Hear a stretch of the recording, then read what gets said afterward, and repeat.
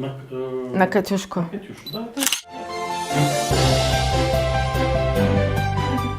אז איך הגעתם לקיבוץ? במטוס.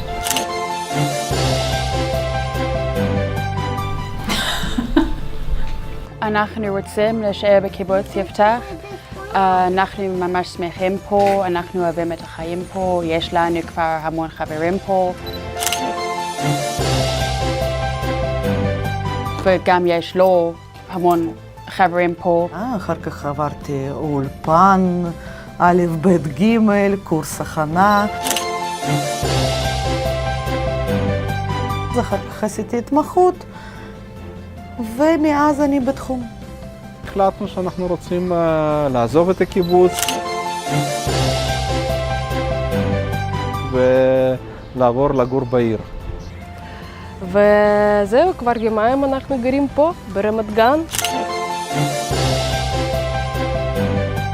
מתחילים את החיים החדשים שלנו. וגרנו ביחד בצרפת 3 שנים. היה לי ברור שאני לא רוצה לגור בעיר. אני באוקראינה לא עבדתי בכלל במקצוע שלי. באתי לפה כשעוד לא סיימתי אולפן. אני מסרטטת תוכניות. אנחנו מתכננים בתים פרטיים פה בכל הצפון נראה לי. כשאנחנו דיברנו על לעלות לארץ, אנחנו חשבנו, אוקיי, אולי זה רעיון טוב להתחיל עסק. יש לנו עסק לגלידה. כן, כן.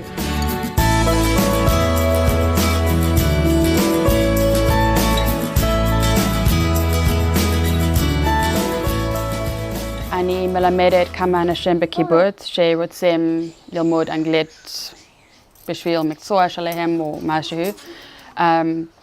אני גם עובדת עם חברה מארצות הברית באינטרנט כמה ימים בשבוע. בעלי עכשיו עובד עם חברה קוראים e-paper. יש משרד בכרמיאל. הם עושים את פרינטינג.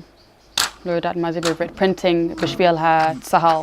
כשעלינו כמשפחה, ממש היה לי מזל בחיים, שהיו אנשים שפגשתי, הראו לי את הפאזל הישראלי. אז התאהבתי ונשארתי בגליל. היום אני חברה בעצמאות כלכלית בקיבוץ משגבם, חברה בהנהלה של הקיבוץ. ואני בטוחה שמשפחות עולים היום יכולים להיות הפוטנציאל לצמיחה דמוגרפית כמו שמשפחה שלי. רוב המשפחות שמגיעות אלינו לגליל העליון גם כן יכולים להיות כפוטנציאל לגידול אוכלוסייה צעירה, כפוטנציאל לצמיחה דמוגרפית. באיזשהו שלב, כן, החלטנו שאנחנו רוצים לחזור לקיבוץ, גם בשביל לשנות קצת את האווירה וקצת להעלות את איכות החיים, כי אין ספק שהחיים בקיבוץ זה חיים אחרים, רמת החיים היא אחרת. אתה גר באווירה כפרית, גם אקולוגיה וגם הסביבה היא הרבה יותר ידידותית והרבה יותר טובה וכיפית בשביל לגור שם. זה אי אפשר להשוות עם התנאים שיש בעיר. בן אדם צריך כל הזמן משהו להחליף בחיים שלו, אבל צריך להיות מקום שאתה חוזר ומרגיש שם כמו בבית. עכשיו בשבילי זה קיבוץ. עוד משהו שמאוד חשוב לגבי ילדים. אני תמיד, כשהוא היה חוזר מבית ספר, הוא היה בגן, אחר כך חוזר מבית ספר, אפילו שאני לא הייתי בבית, אני תמיד ידעתי שיש כמה עיניים עוקבות אחרי ילד שלי. ואין פה אלכוהול, אין פה סמים, אין פה סיגריות. וזה מאוד חשוב, זה נותן הרגשה שילד בבית, שכל הקיבוץ בעצם בית שלו.